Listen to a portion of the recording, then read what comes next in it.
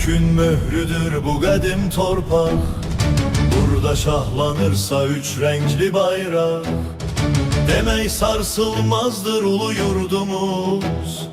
Burada dastan yazıb mərd ordumuz.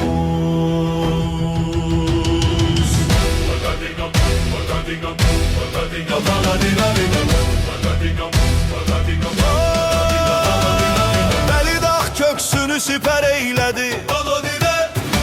Elimiz birləşib birik söylədi. Düşmən bura gəldi amma neylədi?